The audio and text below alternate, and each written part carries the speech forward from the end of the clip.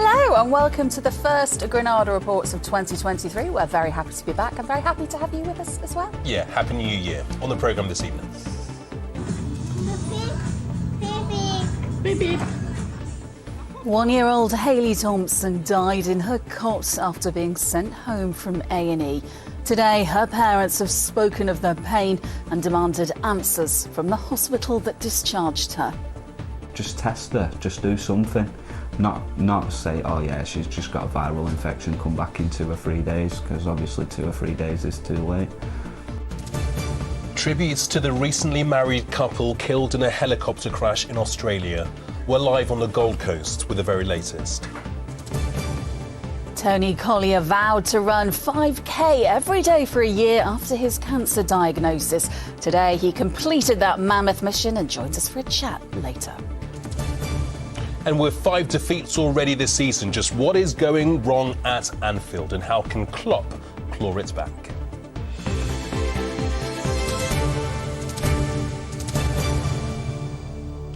Yeah, lots still to come tonight, so stay with us. But first, Hayley Thompson was just a couple of months away from her 2nd birthday when she started to become unwell before Christmas. Her worried parents took her to the GP where they were told she had a virus. Well, days later, and worried about her breathing, they took her to the A&E in Wigan. Doctors there sent her home, but she died the next day. Her post-mortem's now revealed that Hayley died of pneumonia and sepsis.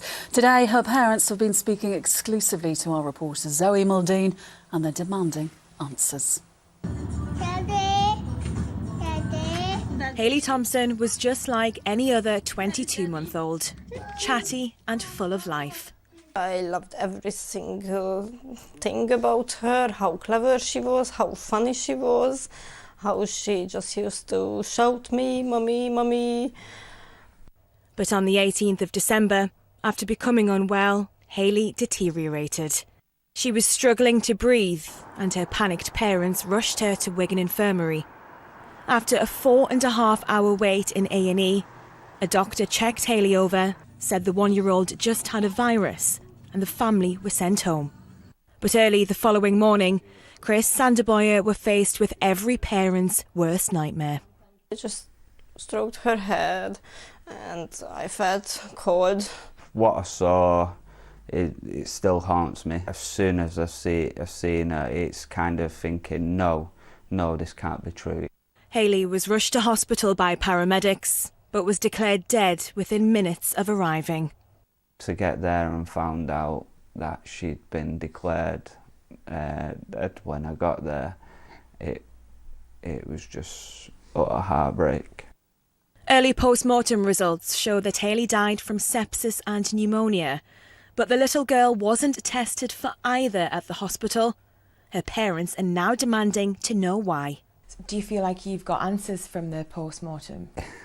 It's hard to take, very hard to take. It makes me very angry. Why question what the parents are saying? Surely just look into it. Just test her. Just do something. Not say, oh yeah, she's just got a viral infection. Come back in 2 or 3 days, because obviously 2 or 3 days is too late. Feel angry, feel empty. I just can't even explain. It might be if they would keep her in on that night, might be it would be the same end. But we would feel that she was in the right place and they would try to help her. More tests are being carried out, including one to determine whether Hayley had the strep A infection. For now, the family are planning Hayley's funeral while cherishing memories of their little girl. And she used to run to me when I used to pick her up, give me a big hug, go grab her coat and bag, and let's go, mummy. When there was like some music, she would like go up to me, do that, and then we would hold hands and just dance in circles. She would sometimes like hug me. Chris and Boyer are now considering legal action against the hospital. They want to make sure that no other family goes through the same heartbreak which might have been prevented. Well, Zoe joins us now, and just a heartbreaking watch. So incredibly sad for her family and her sister. Charlotte, Zoe, what have the hospital trust had to say? Yeah, like you say, Vicky, a really tragic case. Your heart just goes out to them, doesn't it? A spokesperson from Wrightington, Wigan and Lee NHS Foundation Trust said, our sincere condolences are with Hayley's family and we're in touch to offer our support at this tragic time. They go on to say the Trust is currently carrying out an investigation, taking into account the concerns raised by Hayley's family. So we know the Royal Albert Edward Infirmary in Wigan declared a critical incident just a couple of days ago. I guess that is an indication of how much pressure this hospital was under. Yes, Hayley died on the 19th of December. The hospital declared a critical incident on the 20th. At the time, it said unprecedented numbers of people were turning up at A&E. At the time, it urged people not to attend unless they had a life or limb-threatening emergency. So clearly a hospital under a lot of strain. That, though, won't provide much comfort to Hayley's family. Okay, Zoe, thank you. Well, next tonight, and tributes are being paid to a couple from Wirral who died in a helicopter crash while on holiday in Australia. Ron and Diane Hughes' families say they were left heartbroken by news that was only beginning to sink in. Well, the couple who had been married for just 18 months were amongst 4 people who died in a mid-air collision between 2 helicopters in the Gold Coast area of Queensland, near to the SeaWorld resort. Anna Yosef reports. It was meant to be the trip of a lifetime. Instead, it ended in tragedy. Diane and Ron Hughes from Cheshire were killed on Monday in a mid-air crash between 2 helicopters on Australia's Gold Coast. The couple, who married in August 2021, had been on holiday visiting family. Their pilot and another passenger also died. 3 others, including 2 children, are in a critical condition. Police believe the crash happened as one helicopter was taking off and the other was landing. Whilst it has been very tragic that 4 people have lost their lives and many families are mourning this morning, we could have had a far worse situation here. Witnesses described hearing a loud bang as many rushed to help. We just came out for a day fishing and swimming. You know, this is where our usual spot where we come. And we usually see the helicopters. What seemed strange today was that it was so windy and that helicopters were out, you know, and so close together. In a public Facebook post, Mrs. Hughes' brother thanked friends for their support, adding, "We are truly humbled at this heartbreaking time." In Neston, where Mr. Hughes owned a home interiors company, news of the tragedy was just beginning to sink in. Absolutely tragic. I seen him just before Christmas and they were so much looking forward to this once-in-a-time trip to Australia. And now that this has all happened. I was in our house only 2 days before Christmas, doing a job. So yeah, when we heard this morning, it was a real shock because obviously everyone around town's talking about it. Very sad. I've known Ronnie since I was about 18. I used to work at the Wirral Business Centre, and I met him there with his brother when he started off the business before he came to Neston. So I'm really, really shocked. He was a family friend. Investigators are now trying to piece together how a fun tourist flight went so horribly wrong. The Foreign Office says it's supporting the families of Mr. and Mrs. Hughes, families who now start the new year saying goodbye to their loved ones. Anna Yosef, ITV News. OK, let's cross live now to Tamara Bowe, who covers the Gold Coast with Australian broadcaster Channel 7. Tanya, thank you very much for joining us in this evening. What can you tell us about this investigation?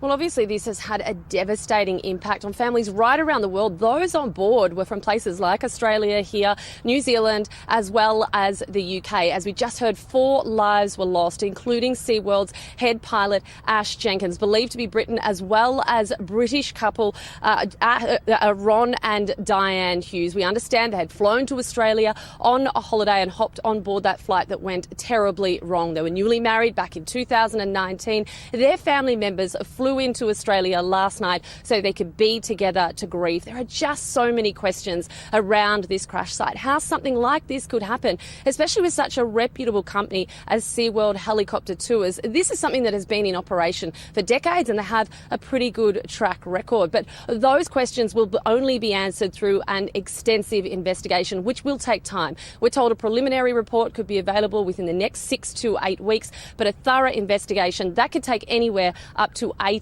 months. So we'll have to wait for those answers. Those investigators will now need to look at things like logbooks, the history, the pilot, as well as first-hand accounts from witnesses as they try to piece together exactly what went wrong. Been any reaction from the Australian Prime Minister, Tamara? There has been. Australian Prime Minister Anthony Albanese has expressed his deepest sympathies to the first responders, as well as to family, friends and loved ones left behind as well, who are grieving and trying to deal with the fallout of this. And there are so many, which is why where we are this morning has become such a special spot. It's been transformed into a dedicated memorial, allowing people to lay wreaths and flowers to come together to try and deal with the devastating impact that this has affected so many people right around the world. Back to you. Tamara, appreciate your time. Thank you. Oh, now the news. Detectives investigating the murder of Ellie Edwards in Wallasey say they've received nearly 150 pieces of intelligence from members of the public. Ellie was shot dead at the Lighthouse pub on Christmas Eve. Of the 3 people arrested, 2 have been released on bail. A third's been recalled to prison. Merseyside police urged people to come forward and said Ellie's family deserve answers. Rail passengers in the northwest are being warned of severe disruption to services because of strike action by the RMT union. Network Rail staff walked out this morning in the first of 2 48-hour strikes. Passengers are advised only to travel if absolutely necessary. A woman from Barrow who claims she was a victim of an Asian grooming gang has been convicted of perverting the course of justice. Eleanor Williams published pictures of injuries and an account of being groomed, trafficked and beaten on Facebook. The post was shared more than 100,000 times and led to tensions in the local community. The prosecution at Preston Crown Court claimed that Williams caused the injuries to herself with a hammer. She'll be sentenced in March. The police watchdog is appealing for witnesses to a road crash which killed a young woman in Liverpool. 22-year-old Rachel Moore was struck by a marked police car in Kensington on Christmas Eve. The matter has been referred to the Independent Office for Police Conduct. Well, there's lots still to come on the programme tonight, including... Also park run on a very cold and snowy day. The amazing man who's run 5k a day for the last year, all for charity. What a difference a day makes, looking unsettled, wet and windy for the next few days, but temperatures on the mild side. All the details coming up. Hi, well, next tonight, there's fears that stress and anxiety caused by rising living costs is prompting a growing number of people to turn to drink and to drugs. Yeah, at one Northwest Rehabilitation Centre, they've seen a dramatic increase in the amount of people with addiction problems coming through their doors, and they believe it's been exacerbated by the cost of living crisis. Our correspondent Mel Barham was invited to the centre in Runcorn and sent this report. So this would be one of our typical bedrooms that a client would come in and stay. And this is quite unusual really at the moment to have a room that's empty. Sort of free. Yeah. Yes. This is an addiction rehab centre in Runcorn where those in crisis come to get clean. But in the past 3 months alone, they say they've seen an 11% increase in calls for help. Staff say the cost of living crisis has been a major trigger. You know, it's just getting busier and busier and more people, you know, and making inquiries. Kev is just one of those they've helped on the road to recovery. In the last 10 years alone, I was drinking a bottle of Jack Daniels a day, roughly 6 to 8 cans of Foster's and various miniature bottles. He started drinking at the age of 16 and for the last 25 years hadn't gone a day without alcohol. He finally decided to get help and was treated here at the Oasis Centre in Runcorn. Since I've come out of the rehab, everything they explained to me inside that place was absolutely amazing. Kev's been in recovery for over a year now, but worries the cost of living crisis could tip others over the edge. That's why people turn to drink. That's why people turn to drugs. It just masks it all. It just sort of seems to take everything away. It's something that also concerns staff here. The UK Addiction Treatment Group say the pandemic has already exacerbated the problem and now demand is through the roof. I think it's the worst I've been here for 2 years and it's the worst I've ever seen it. I think a lot of people are using alcohol and drugs as a way of coping with real life and what's going on. Everything's getting harder, everything's getting more expensive, everything's getting more worrying. That can then impact on self-esteem, which then impacts on depression and anxiety, and it kind of is like a vicious circle.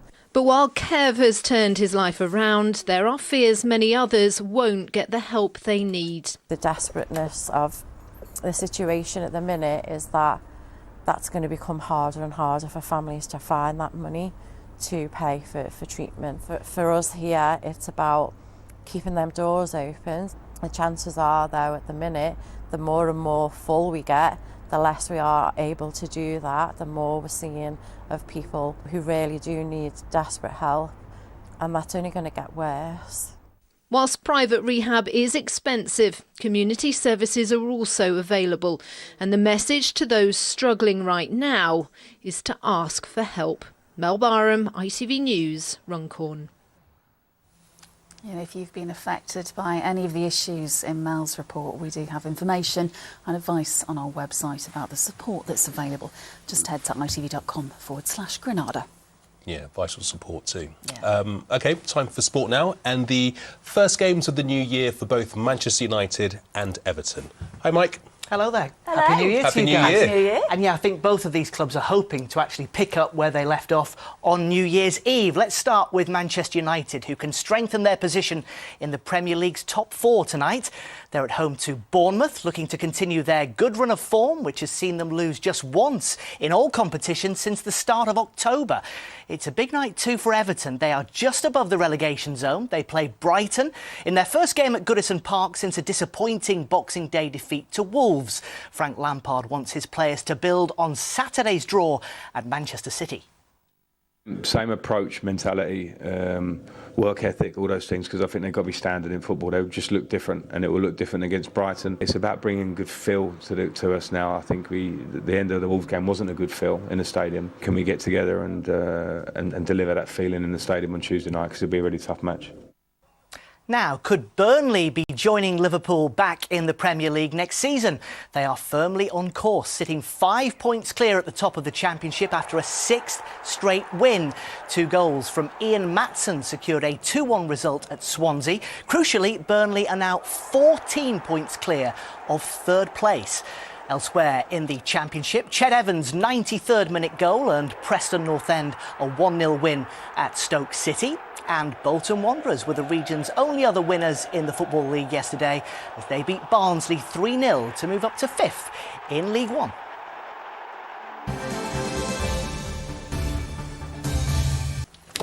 Well, next tonight, so the dad from Altrincham who was diagnosed with cancer and has just completed a challenge that must have been physically and mentally exhausting. Yeah, when Tony Collier was diagnosed with stage 4 prostate cancer in 2017, he was told he had just 2 years to live. Well, more than 5 years later, we are delighted to say that not only is Tony still with us, but he's also run 5K every day for the last year for charity. Yeah, that's every day, including through the wind and the rain and the snow. And we'll be speaking to him in just a few minutes. But first, Paul Crone limbered up to join him on his final stretch this morning.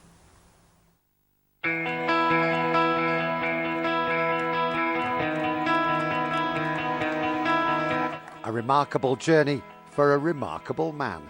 Tony Collier on his 365th day of running 5K each and every day. Friends and family gathered in force in Wilmslow to support Tony, who ran every day for the last year despite having stage 4 prostate cancer. Yep, our Tony has run despite his illness and subsequent treatment and in all weathers. Well, here we go. Day 340. My neighbours see me doing this every day and most of them think I'm completely insane. They're probably right. Well, a little bit into Wilmslow Park Run on a very cold and snowy day. How you doing? The 65-year-old has raised almost £14,000 for the cancer charity Move, spurred on as always by his family. And this morning, the final 5K of his year-long challenge, finishing in the pouring rain at the Cars Park in Wilmslow. Time to put his feet up, well, once he's been our special guest in the studio.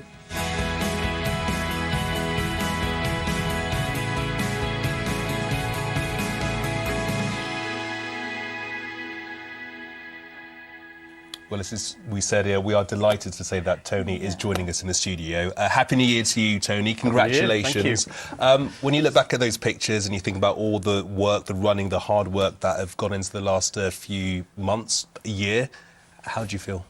I feel elated that it's over. It's been relentless and relieved a little bit because it's been really hard work, but mostly elated. Tell us about the last leg. What was that like? Today was wonderful. I had friends there, family. My daughter was there pushing our granddaughter in the buggy. My wife was there, and loads of friends and family, and so it was just delightful to be there today. It was wonderful. And you said in there yourself, am I completely insane? Do people think I'm completely insane? There must have been times during that, especially because I know you were going through your treatment as well, when you really felt this is just too much. Yeah, there were days where you just didn't want to get out of bed and go and do it. You know, you'd wake up and you'd see it lashing down with rain or snow and freezing with ice, and the gales in February, you know, running against 70-mile-an-hour winds when you're already absolutely shattered is really difficult. But I tend to sort of go and lie on the bed at 9 o'clock when my cancer treatment was starting to have its worst effect at that time of the day. And just basically lie there for 20 minutes and then force myself to put my running shoes on and go out and do another 5K. And when I got back, I felt this sort of veil of fatigue lifted, and it's a great feeling to get that sort of endorphin rush from some exercise. And exercise is so important for people in general, but for people living with cancer in particular. Well, there's been some incredible results, haven't there, with sort of studies with exercise and people who are dealing with cancer. Why do you think it's so important that people keep moving, especially when they're going through something like you? Well, if exercise were a pill, we'd all be taking it, wouldn't we? And I just think it's one of those things where we now no longer have to prove that exercise is so important. All the evidence is supporting it, and there's a recent study, for example, that suggests that prostate cancer tumours are suppressed from growing because of people doing aerobic exercise. Well, that's enough for me to keep going. If it prolongs my life, that's great. Yeah. Tony, we said in the introduction that you were told that you only had 2 years to live. All these years later, I mean, what have you learned about yourself as you've been through all of this? I think the most important thing is that I've responded really well to treatment. The treatment is very difficult to cope with, but actually exercise has been important, but actually my family has been really, really massively important to me. My wife has been an absolute rock. Seeing 3 new grandchildren, I only had 1 grandchild when I was diagnosed, and seeing 3 new grandchildren come along, walk my daughter down the aisle, which I did last August, and it was the 4th generation of my wife's family married on the same date, you know. And so it's been, yeah, it really is. I've been blessed. I've been very lucky because lots of men diagnosed around the same time as me have already died. And I've been very lucky to respond to treatment, and I'm making sure I use the most of that luck to help other people and help myself. Yeah. You know, so for me, helping myself and that exercise thing is really vital. Yeah. Tell you what, so proud of you, Tony, and I bet your family are as well. Thanks so much. Thank you. Time for a look at the weather.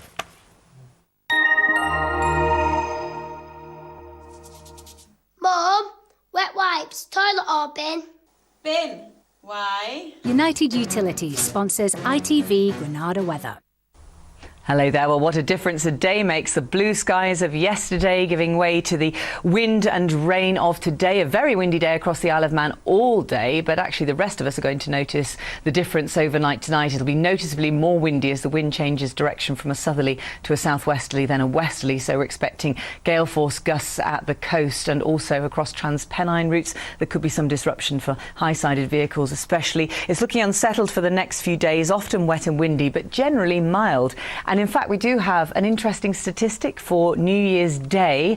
January 2023 was actually the warmest January day on record for many parts of Europe, not just beating records by an increment of a degree, but smashing them by a good 4 or 5 degrees, which really is a bit concerning.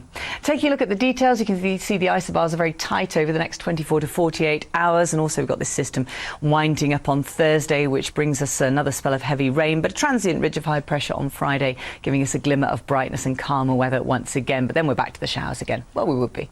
So tonight, the heaviest rain crossing between 7 and 10 o'clock, I think, and then clearing out of the way, but remaining windy throughout the night. Like I say, noticeably windy. But then later on towards tomorrow morning, the wind easing down, but then starting to get up again on Wednesday morning itself. Very mild temperatures overnight tonight, as you can see. And that rain does tend to clear away there, but with gale force gusts at the coast.